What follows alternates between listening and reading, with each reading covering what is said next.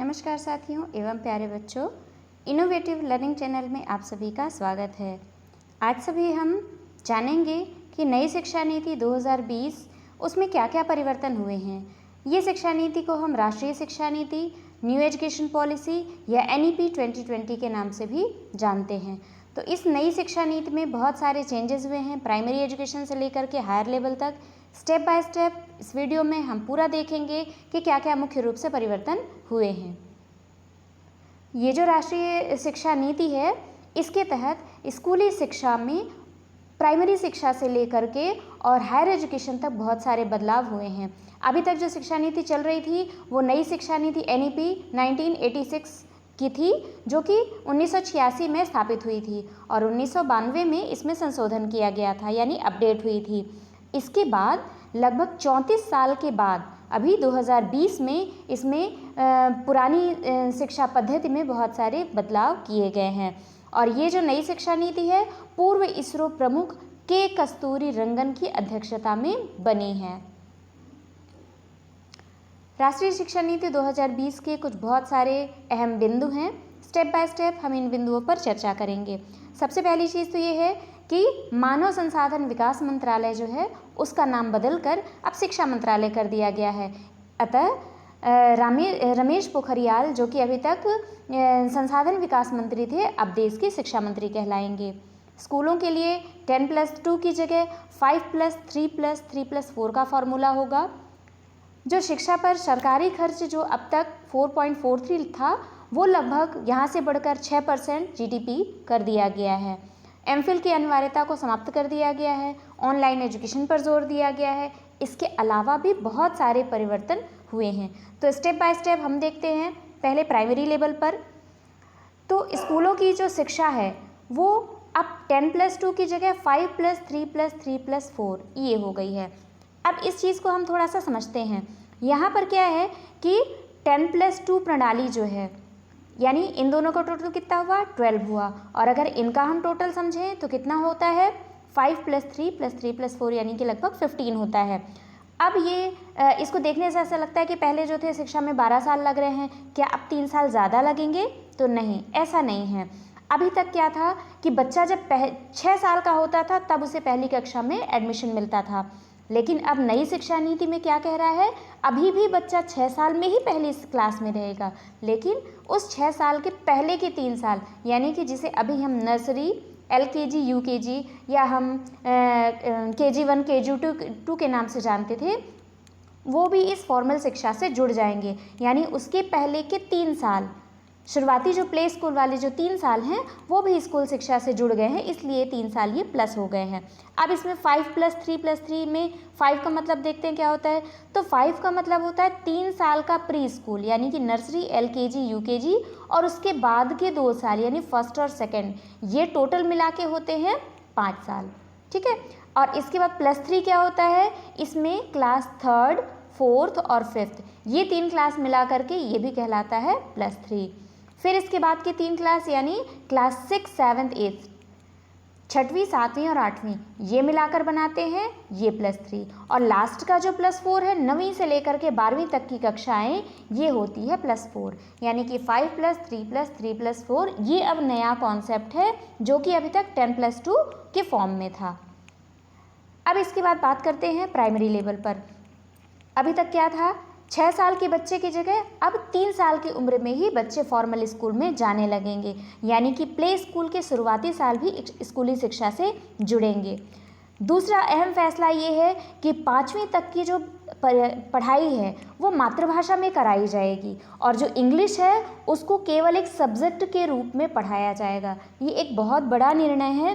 Private स्कूलों में भी ज़्यादातर जो इंग्लिश मीडियम की स्कूलें थी उन सभी पर ये नियम लागू होंगे और अब सभी में 5वीं तक की पढ़ाई जो है वो मातृभाषा के रूप में और उसमें भी रीजनल लैंग्वेज को बढ़ावा दिया जाएगा। और स्कूलों में प्री प्राइमरी लेवल पर स्पेशल सिलेबस तैयार किया जाएगा। इसके साथ साथ प्री प्राइमरी लेवल यानी कि नर्सरी, LKG, UKG, तो ये चूँकि अभी तक गवर्नमेंट स्कूल के उस पर नहीं था, अब लागू हुआ है, तो इसके लिए आंगनवाड़ी केंद्रों और प्राइमरी टीचर्स को स्पेशल ट्रेनिंग कोर्स भी करना होगा। अब आते हैं मिडिल एजुकेशन यानी कि 6वीं से 8वीं के बीच में।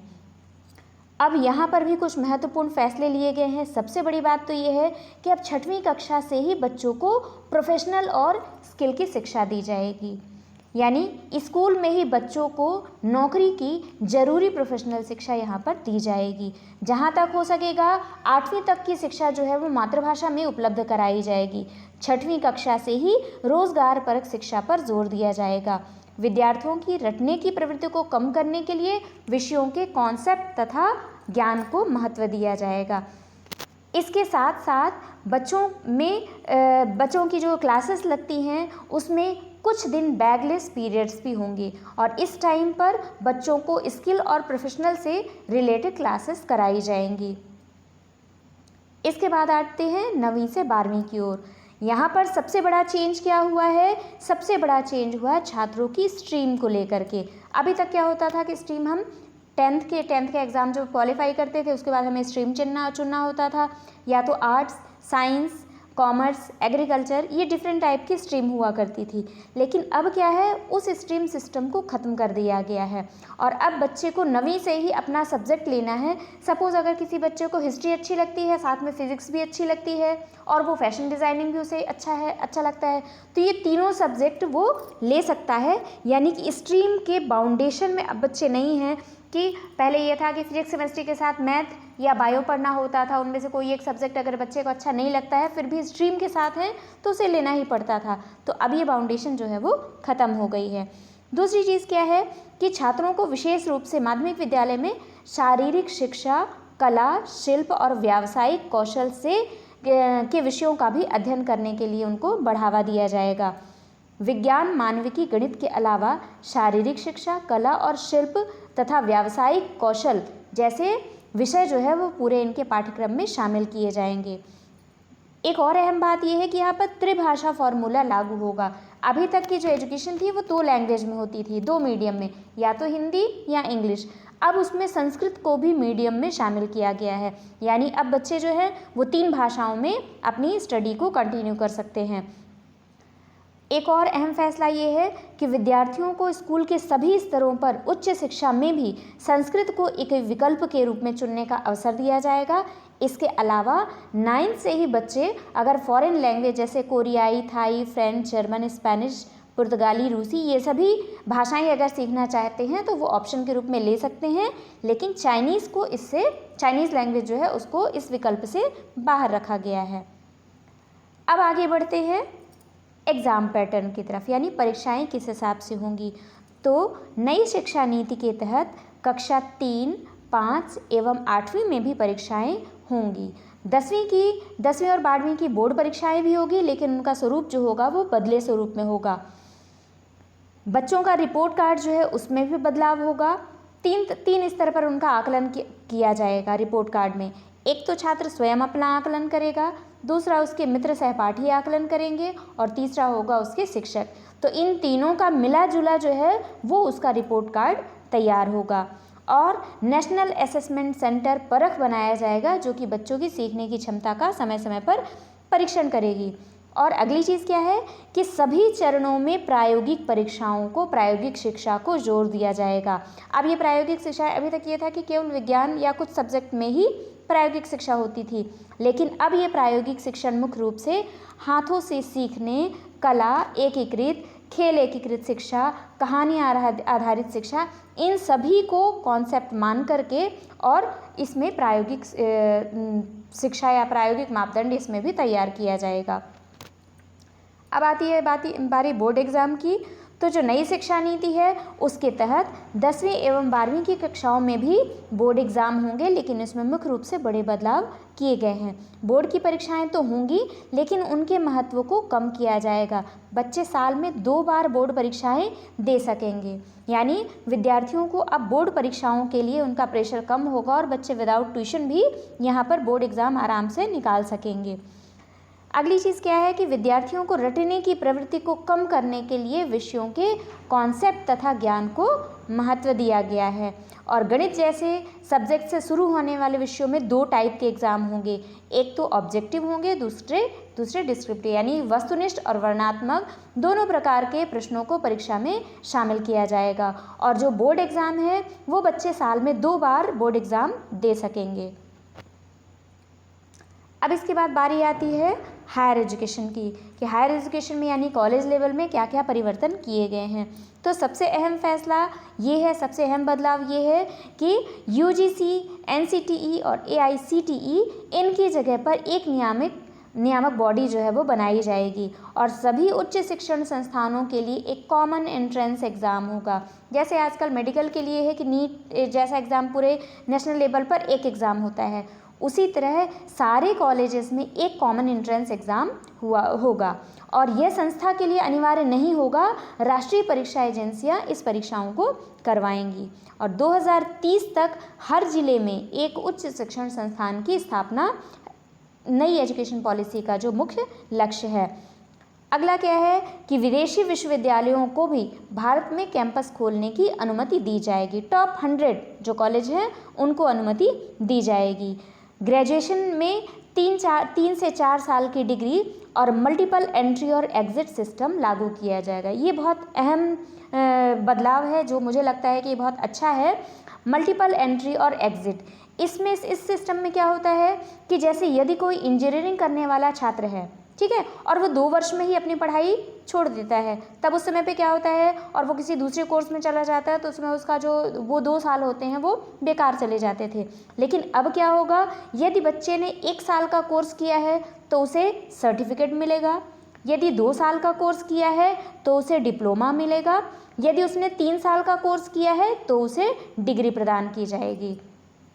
तो ये एक बहुत अहम बदलाव है। इसके साथ साथ एक चेंज ये भी है कि अगर बच्चा कोई कोर्स कर रहा है, कॉलेज का कोई कोर्स कर रहा है, फर्स्ट ईयर या सेकेंड ईयर करने के बाद वो किसी और फील्ड में जाना चाहता है या कोई और कोर्स करना चाहता है, तो कुछ सालों के लिए वो अपने कोर्स को बीच में छोड़कर दूसरे कोर्स को ज्वाइन कर सकता है और वापस से जितने साल की वो लिमिट देगा उतने साल के बाद वापस आकर के अपने कोर्स को फिर से रीज्वाइन कर सकता है। तो हायर एजुकेशन के लिए ये एक अहम बदलाव है। 3 साल की डिग्री केवल उन छात्रों के लिए है जो हायर एजुकेशन नहीं लेना चाहते हैं, यानी और शोध में नहीं जाना चाहते हैं, शोध यानी रिसर्च में। जिनको पीएचडी नहीं करना है वो 3 साल की डिग्री लेंगे, जिनको पीएचडी करना है वो 4 साल वाली डिग्री करेंगे। और अगर कोई किसी बच्चे ने 4 साल वाली डिग्री की है तो उसके लिए आगे का जो पीजी है वो केवल 1 साल का ही होगा, ठीक है। और 5 साल के लिए संयुक्त जो है वो पीजी कोर्स वो भी लाया जाएगा।